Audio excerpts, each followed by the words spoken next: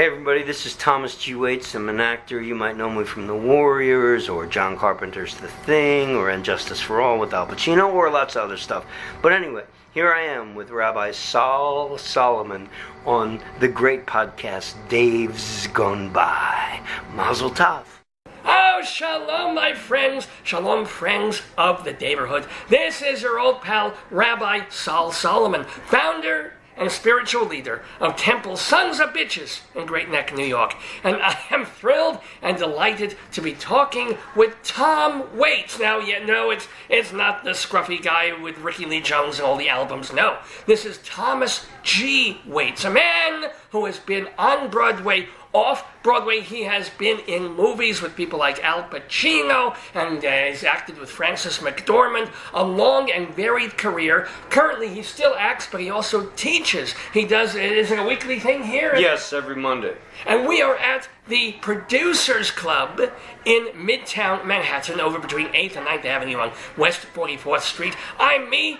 He's Tom Waits. Welcome and shalom to you. Thank you, shalom. Now, you're not Jewish, though. I'm not Jewish, but in a way, aren't we all Jewish? Tell me in what way? Didn't we all come from aren't we all descendants of Abraham? I like to think so. I like to think so too. If only more people could think like that. I'm more of a descendant of Jackie Mason and Lenny Bruce, but okay, yeah. Abraham also, he's in there somewhere. So I do have to ask you. I mean, you've gone under some different names, like T.G. Waits or something like that. Is it because of the guy? Yeah, because it's trying to differentiate between the great Tom Waits, and he is great, and I tip my hat to him. He has more musical talent in his fingernails than I could have in my entire soul. And I think he's quite a brilliant songwriter and musician. And also very famous, and, hats off to him. But I, in my own right, am Tommy Waits. A lot of people call me Tommy. That's part of the distinct. People in the business especially. Oh, you mean Tommy Waits? So I put in Thomas G. Waits. And then I was doing a movie that was so bad that I thought, aside from take my name off it, what else could I do? So I used T.G. Waits. Now, this is not the movie that you famously took your name off. This is much later in your career. Right, this was later in my career, yeah. So, but do you ever get a check for the other guy? Do you ever get a phone call, an agent call? It's funny you should ask me that, because one time, I'm also a playwright. I have my MFA from the University of Iowa in playwriting. And one day I opened the mail, and it's a letter from Kathleen Brennan. That's Tom Waits' wife. Yeah. And she goes, and we knew each other many, many years ago, all of us.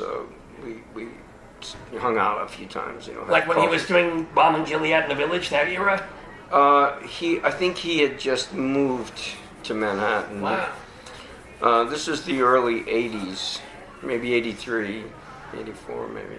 And anyway, I knew Tom and Kathleen, and they had their first child. And Tom very kindly met me down at Broome Street Bar. We had a few beers. We went and talked. And then later, at another time, I had run into him with Kathleen in the Village. Anyway, I knew her. I can't say we're friends or anything, but she sent me a letter with a check in it because I had written a play about baseball. What was the play? I think it was called The Pitcher, and it was about a young boy. It was a monologue. It was a young boy that was pitching in a baseball game, and his father was watching. And he was a great pitcher, but with each pitch, his father stepped further and further away until finally he was pitching so badly that his father finally just turned his back and walked away. It's very sad. So Kathleen writes me and says, "Dear Tom, I read your play. I liked it very much. Enclosed is a check for $75 from the publishers they sent to us by mistake. And I just wanted to say to you that every once in a while people go up to Tom in the video store to tell him how great he was on NYPD Blue, which he's never done, of course. And he, instead of argue with him, he just stands there and shakes his head." I thank you for that story. Thank you for that connection. So now, all the rest of this interview is going to be about this Thomas G. Waits, who, if you know him, you might know him certainly from a film that does not even have his name on it. We're going to get to that. You kind of, it wasn't your first movie. Your first movie was Joan Micklin Silver directed. That's right. What was that? Joan Micklin Silver produced it. Her husband Ray Silver directed it. It was called On the Yard, with the great actor John Hurd. Oh yeah. And Richie Bright was in it. The great Dominic Chianese. James Remar had a small part in it. A lot of great New York actors. David Clennon was in it. A lot of great New York actors. It was a prison movie that was released in 1978. And that is what helped me to get the movie that you're referring to, The Warriors, which is the most famous movie I've ever done, and the movie that I did, in fact, have my name taken off. Now, I mean, were you, you've told this story before, but you never told it to me or to my 5 or 6 viewers. So, were you a brat? Were you full of yourself as an actor and you thought you knew better than the director? Was that the deal? Yes. It was Walter Hill, right? The Yes. director of The Warriors. Wanderers or Warriors? The Warriors. Warriors, of course, yeah. It wasn't so much that I was a brat. I was never a brat, because I come from a lower middle class background, poor family, and I was never a brat. I just asked him too many questions, and he was over budget and behind schedule, and the executives were breathing down his neck. And the last thing he needed was some young actor saying, "Excuse me, why are we doing this? Why are we doing that? Why are we doing this? Why are we doing that?" In retrospect, now that every movie is ultra-violent, Yeah, right. when you complained back then that why were they making this movie so violent? Yeah, I didn't think that was the movie we were going to make. When I was offered The Wanderers and The Warriors at the same exact time. Oh, no wonder I got confused there. Okay, got it. Yeah. So I was 23 years old, and I signed a 3-picture deal with Paramount Pictures, and I thought I was going into business with a guy that, where it was a collaboration, and all of a sudden we were spending weeks and weeks on people getting the living shit beat out of each other, and I'm like, wait a minute, I mean, now, of course, in retrospect, by comparison, it makes it look like child's play, but at the time... And you thought it would be a love story, really? That's right. Yeah. I thought it was going to be a love story, and so when I questioned him on that thematic component, I think he got perturbed with me. And also, let's, take a minute and try to understand his side of the story. He had just released a film, The Driver, with Ryan O'Neal and Bruce Dern, that didn't do very well. He's over budget, he's behind schedule, these movies are extremely expensive, he's got a studio breathing down his neck, and he's got this young punk kid saying, why this, why that? And he is the director. And he is the director. And instead of going to my agent, which is what I should have done, and say, listen, would you get these items cleared up for me because I'm confused about them? Because that's what you pay an agent for, to be an emissary or to intercede on your behalf, shall we say. At least 15% of the time, yes. My children are Jewish. Really? Yes. That would mean you married a... I'm married. Oh, the hell with this Warriors Wanderers thing. How did you meet your wife? Oh, she's the most beautiful woman. Her name's Lisa Greenberg. She lives in St. Louis, Missouri. She goes to synagogue every Saturday. Oh my gosh, she's really Jewish. Yeah, and her parents were great people, and she and I met, well, to tell you the truth, what happened is I was sitting in a diner. I used to do a lot of drinking in those days, so it was the next morning after a long night out, and I was with another woman, and I saw this beautiful woman walk by the diner, and I threw the cutlery down, took out a 10, gives you an idea how long time ago it was, that took care of the bill, and I just followed this woman out the door and down the street, around the corner, and into the local health club of which I was a member. I watched her teach an exercise class, and I waited for her. And I said, excuse me, could you spot me while I'm lifting weights? And she's like, okay. Like, why don't you ask a man to do it? So, not as much fun. Lifting weights, I said, what's your name? And she said, Lisa Greenberg. And I almost dropped the weights on my chest, and I went, are you Jewish? And she goes, yeah. I go, you don't look Jewish. And there's a pickup line right there. It's like, oh no, you're attractive. What the fuck would you say that? But anyway, okay. And yeah. And she's a good girl. We had 2 beautiful children together. We were married for 12 years, divorced for 13, back together for 3, and then she left 3 years ago. That's the story of my life. I'm sorry. But I do love and adore her to this day. And I probably always will. Well, this is really personal, but was it whose fault? I mean, mine. Why? What did you do? You stuck around? You back to drinking? What? No. I've been sober a long time. How have I? I just, I think I'm a bit of a solipsist. You go off on tangents? What does that mean? A solipsist is someone who's self-absorbed. Huh? Are you an actor? What? How could that possibly be? You're not Jewish. Never go together. Yeah. Duh. But I do love the Jews, so. Thank you. That's yay. I do love the Jews. I have to say, I am. Because they annoy the hell out of me. So I'm glad somebody loves them, I tell you. They, to me, the most moving experiences I've ever had have been in a Shabbat service on a Friday night when the rabbi oftentimes will take a quote from the Torah and then elaborate upon it and connect it to what's happening in our everyday lives and our need to, let me just quote the most recent, embrace the stranger and, learn to take care of the stranger. As you know, one of the people that was killed in Pittsburgh used to do free dental work for migrants, and I'm going to start crying if I keep... Because there are dentists that I've wished died. They gave me so much horrible pain. But not this one. But let's talk also a bit more. Again, you had this rapprochement with Walter Hill, who was directing the movie, and you, as you have often said, it was a mistake. You took your name off the movie instead of keeping it on there because it wasn't giving you name recognition, even if you're falling out. But you met Hill again and you made up. I tried to make amends, yeah. I called him in the late 80s, and he was nice enough to take my call. And I said, listen, I'm really sorry. And he said, well, it's okay. It's just I got pissed when you took your name off the movie.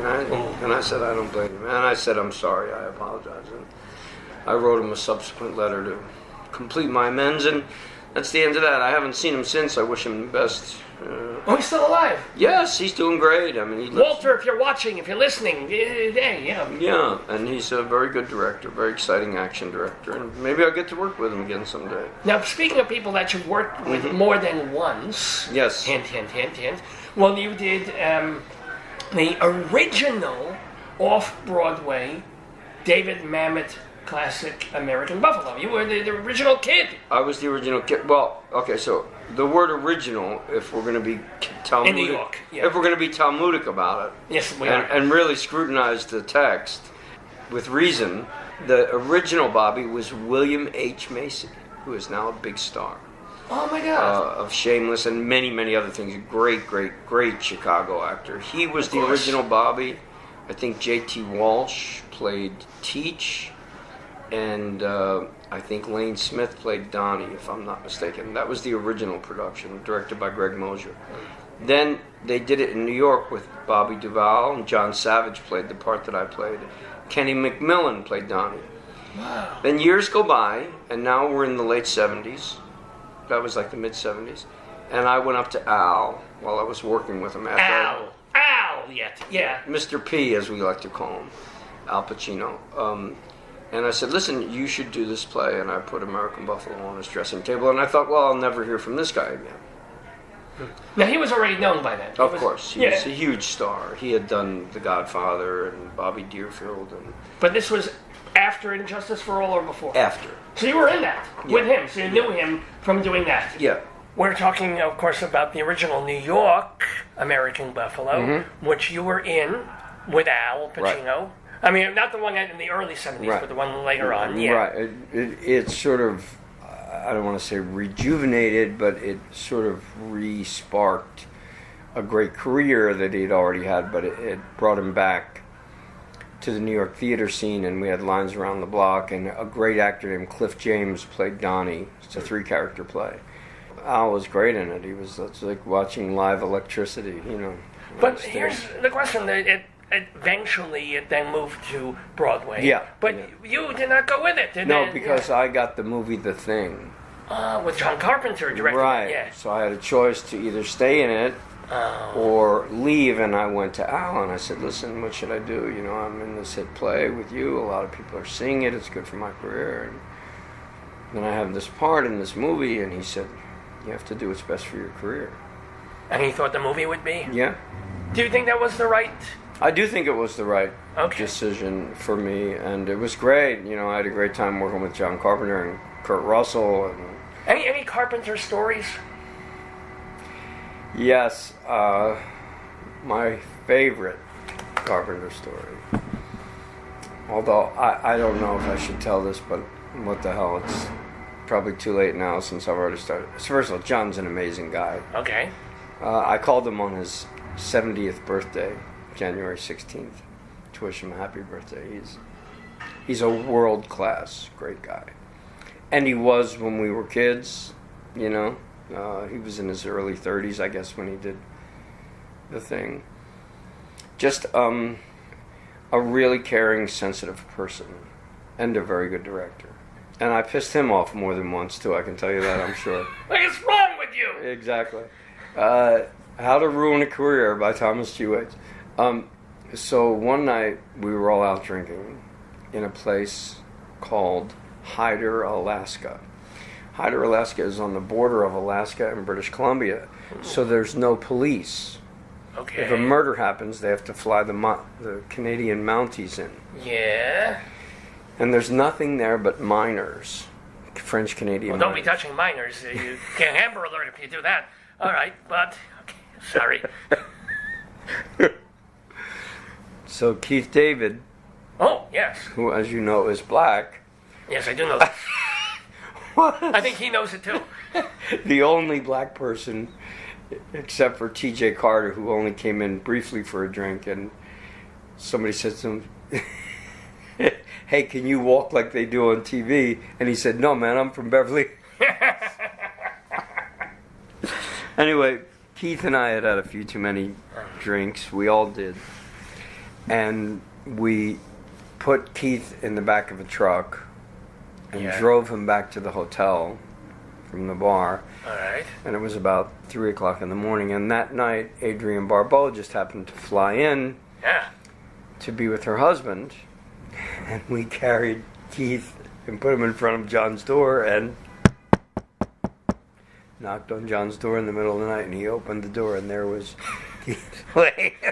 He was really pissed off at us the next day.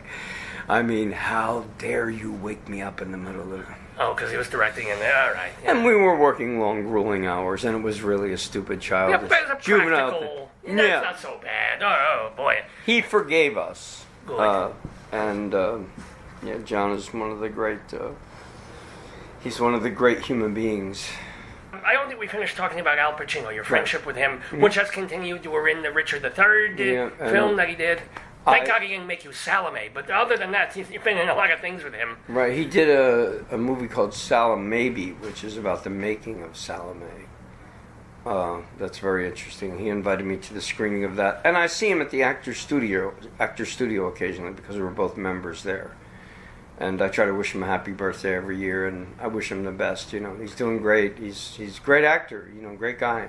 Is he able to be normal because he's so famous and so rich, but he can at that moment he can just be himself again? Yeah, you know, he really likes the sports. Like, back when I worked with him, this is before credit cards. Isn't this funny? And the World Series was on. So this was like 1981, I guess. The Phillies and somebody were in the World Series. And we're in rehearsal, and he's like, and we were all living together in this house in New Haven. And he's like, we got to get a TV for tonight. He goes, you guys go to Sears after rehearsal and pick up a TV. I'll give you a check. So we go to this pre-credit card. So we go and we pick out the TV, and I think it was the stage manager, Mikey Urban, and I, and we go, we'd like to buy this TV, and the check is from Al Pacino, and it's signed, and we're supposed to fill in the amount. She's like, come on. Oh, wow. So we had to call him, and she goes, "Can I talk to him?" And I said, "Well, yeah, to get the chance." So she got her chance to talk to Al, and we got the TV, and we hooked it up, and we watched the World Series. And Nice. yeah, no, he's a regular guy. That's a win-win. Speaking of still of theater, too, Yes, American Buffalo was a major off-Broadway hit. Mm-hmm. You were in a Broadway flop of a show that closed in one night. That's and I remember right. this opening, it was with Andy Kaufman. That's right, the great Andy Kaufman. In Teaneck, Tanzi. It was a wrestling play with a wrestling ring in the middle of the thing. That's right. Any memories? Oh my God, memories. Like what? Well, first of all, it was a big hit in London because it was called Trafford Tansy. So, and in England, just by virtue of the fact that you speak with an American accent, to them is just hysterical. So they created these ostensibly American characters. Dean Revel, I think his name was. That was the character I played. And I forget the character Debbie played, but it was a musical about wrestling. Oh, I forgot it was a musical. I didn't realize that. Yeah. It was a musical, and it was like the hottest show in town. When they came in to audition, they offered Bruce Springsteen the part that I played. And after he turned it down, then they offered it to me. So I felt like I was in pretty good company. Wow. I'll take that any day. I'll be his second. Anyway, it was not a very good play. And at one point they were going to fire Andy because what happens in big Broadway plays and feature films usually is that they have to fire somebody. I don't know. Like they fired the first AD in The Warriors also. A very nice guy, but heads roll. When there's big money involved, corporations generally heads roll. And aren't there some directors who kind of have to fire somebody early on just to prove that they're in charge and that they can? Jose Quintero was like that. The great stage director Jose Quintero would say at the beginning of the rehearsal, "One of you will not be here by the time we open." Oh, how nice. Just to put the fear of God into you. And I know a few people that were on the other end of that. But he was quite a good director, and so I guess that was his method of... directors work in very different ways, and sometimes they like to instill fear in people to motivate them.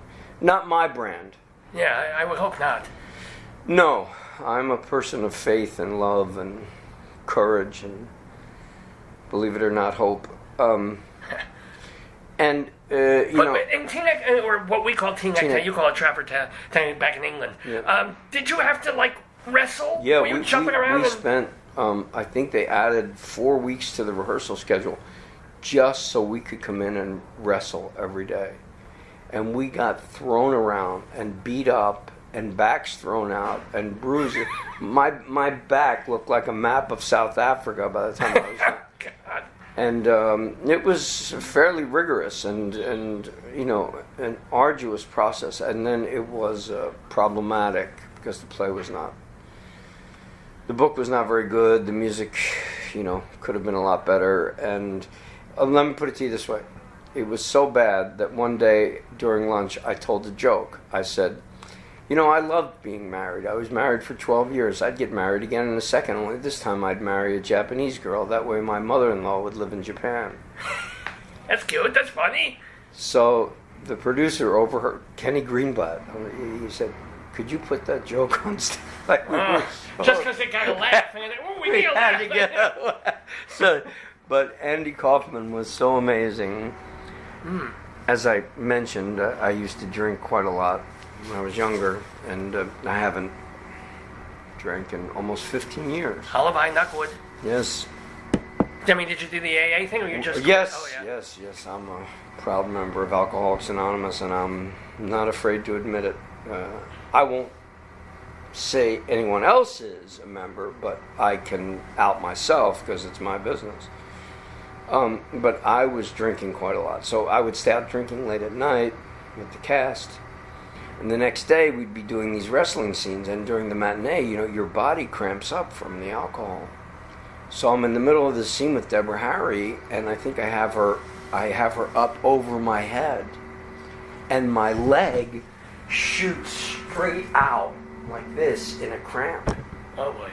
and I have to get Debbie down, and I'm like, my leg's sticking straight, and Andy Kaufman knew something was wrong, and he came running up to me, and he starts massaging my leg, and he goes, it's okay, it's just a cramp, it's okay, I'll work it. And then she's like, you pussy, you faggot, you're afraid to fight me. And he's like, no, it's not fair, time out. And she's like, and fuck you too, and she hits it. Like, we turned So she's trying to stay in character while doing this. We made a moment out of it, Oh, basically. wow. He single-handedly turned that situation from what would be a complete disaster to one of the funniest and most interesting. We should have put it in every night. Wow. But I think it closed the next day. Well, here's the deal with him. When he wasn't rehearsing, did he turn into a normal human being? He was the sweetest, the kindest, the gentlest, the softest character. So it was, I mean, the camera goes on, he becomes whatever, but he doesn't force everybody to deal with him in character. 'Cause, I mean, with all due respect, you were talking about, I think it was Pacino on another thing, and that if you talk to him when he's in rehearsal, he's going to be in that character that he's in the whole time, and whether camera's running or not. Without, But with Kaufman, no. With Andy Kaufman was ill at the time. Already? Leukemia. Yeah. And he was dying. Yeah. And he shared that with me. One lunch hour, he was meditating under the stage, and I started up a conversation with him, and he's a friendly guy. He's like, you're really a great actor. I said, oh, thank you. And he said, I'm not well, and I'm trying to use the power of my mind to get myself better. I'm like, well, what's wrong? He said, I have leukemia. I'm in the advanced stages of blood cancer, but I'm going to try to use my mind to... And I was so touched by that guy, and he was such a kind and sweet and gentle man, and such a lovely man. And that's not to mention how great Deborah Harry was, because, let me tell you something, that chick is... She knew that while I sang, albeit rock and roll, I had a lot to learn as a singer. I had never been officially trained in singing. It wasn't my first... if you like Bob Dylan, if you like Bruce Springsteen, you'd like my voice. Shlomo Karlbach, perhaps. Exactly. Yeah. But she would show me techniques of how to breathe so that I could get the note easier, and how I could...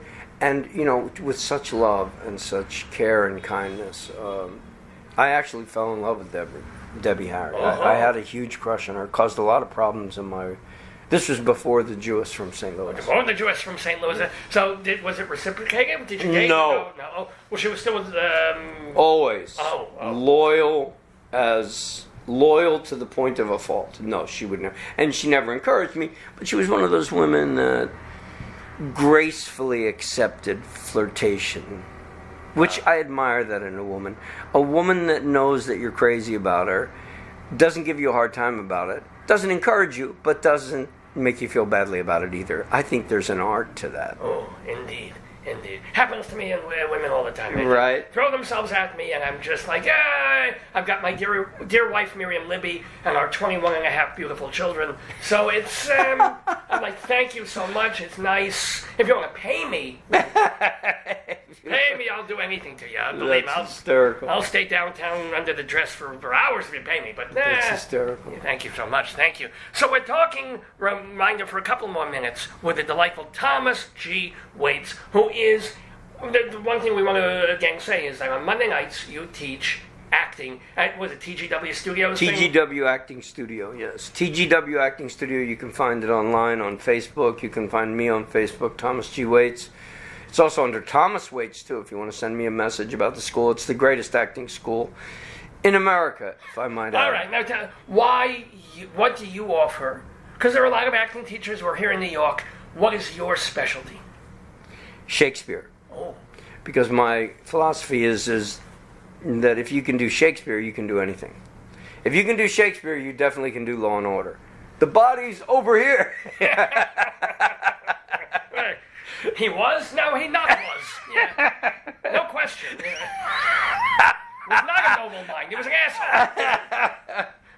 You're funny. Thank you so much. So that's the thing, and your key, though, to Shakespeare is not to declaim and proclaim, but That's right. To make it your own. I mean, to teach people where to breathe and to extract the meaning from the text. And, you know, Shakespeare is healthy for all of us because he opens up centers in our mind. I mean, he wasn't just a great playwright, you understand. He was the greatest writer of them all. Okay, there's a lot of great writers, but he's at the top. Everybody's somewhere underneath Shakespeare. Everybody tips their hat. Even Jacqueline Suzanne. Even she. Certainly Philip Roth and Tolstoy. Well, they're closer. They're closer. Now, let me also ask you, and we're talking to Thomas G. Waits here, you generally act, and you're still acting occasionally. Yes. I have an episode of The Punisher coming out on Netflix. I think they drop in January 19, and I'm in the 6th or 7th episode as a villain. Ooh. And I'm looking forward to that. And I still audition for things, and I'll be directing a play. I can't say what play because we don't have the rights to it yet, but we're going to be directing a play in January. And then I'm also a playwright, and I've been offered an opportunity to direct my own play, Macaire, which is a 19th century gangster musical based on a story by Robert Louis Stevenson, and I wrote the music to it as well. Wow! Yeah. So where's this going to be done? It's going to be done at the Courtyard Theatre in London. Ooh! Oh, boy. Yeah, it's a 175-seat theater in East London, and we're supposed to start rehearsal for that in late May of 19, yeah. Oh, mit Mazel. And speaking also of directing, like about 4 years ago, you directed a short movie. That's right. With Joe Mantegna. And what was it called? It was called The Rife Machine. No. The Rife Machine. R-I-F-E, the Rife, yeah. The Rife Machine is, it's out there. It's a machine that supposedly can cure cancer. Oh, okay.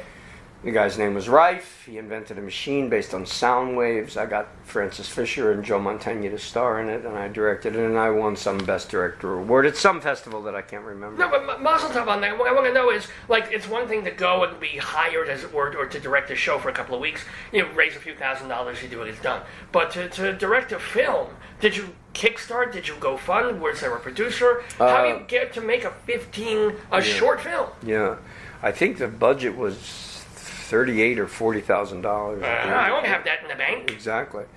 And I got Joe to do it as a favor to me, mostly because of J.J. Johnston, who is a good friend of David Mamet. And then I got Frances to do it. She's a good friend of mine. And it just came naturally. You know, I've been doing movies since I'm 21.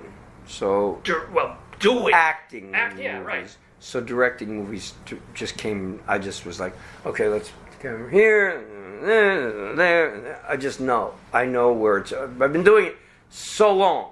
Okay, yeah. I know what a master shot is. I know what a medium close-up is. I know what a close-up is. I know when to shoot a close-up, how to shoot a close-up. I know how to get the best out of actors. But who financed? Were there producers, or did you? There was a producer, yeah. Well, yeah, so it was good. Yeah, I really would like to direct another film very soon, and I'm working on that. Yeah. Oh, mit Mazel. Yeah.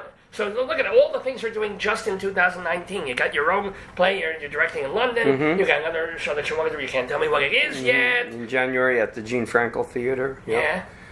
And of course you never know what else comes up along the way. You might get it. You might get a surprise here and there. It depends on what the agent sends you that day. Do you have to still audition? Yeah. Or they expect you to be a type, and they just call you in and they? No, a few times. Like I've been offered, I think it's 2 movies and 1 Law and Order were straight offers, where they just called up and said, hey, what's Tom doing? Is he interested? Available? Will he do it? They send the script, but mostly I self-tape and or go into the office and audition. Either way, it's okay with me. It's anytime you get a chance to act, it makes you better. Nice. I have no problem auditioning.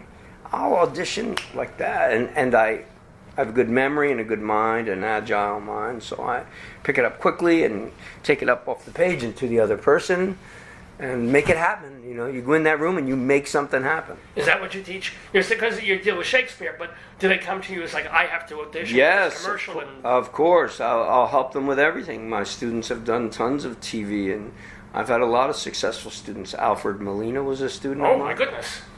Vinny Pastor was a student of mine. He's been on this show, by the way. Has he really? Yes, say hello to him, by the way. Yes. He's a dear friend. I've known Vinny for years. He was driving a limo when he came to me. And because I taught him the basic fundamental rules of improvisation, he was doing that movie with De Niro, The Awakenings. Oh, lovely. Yeah, I love it. And the director said, is there anybody here that knows how to improvise? And he put his hand up, and because I had him do animal exercises, and he was a gorilla. Well, yeah, I can understand why he would pick that one. And he As did opposed it. to a gazelle. But, yeah. And he, right, exactly. He did it, and he got bumped up to a SAG.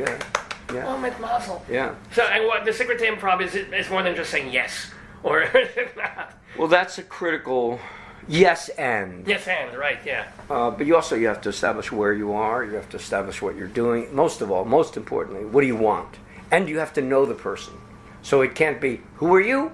No, it's Moishi, how you doing? Oh, You yeah. said you never ate pork. What are you doing here? What can I tell you? It's I just ordered a smoked baked carrot. apple, and this is how it came. You know that joke. You know that joke. That's a marvelous joke. Good for you. Oh, what a marvelous way to end this delightful conversation with Thomas G. Waits. Please give them, again, the website where they can find out. Thomas G. Waits Acting Studio, TGW Acting Studio. You can find us on Facebook, on Instagram. You can find us. We're all over the place. I'm easy to track down, and it's at the Producers Club every Monday night, 7 to 10. Just get in touch with me. I'll hook you up with my assistant, Trent. And we'll get you going. It's the greatest acting studio in the world. Not just America. In the world. In the world. All right, and that's a promise I write in blood. This I do not want to see. But I'd like to see you, first of all, in my shul. You haven't been yet. It sounds like you could be almost convertible. I'm thinking. Hey, I'm thinking about it. Oh, did I have to do any surgery stuff?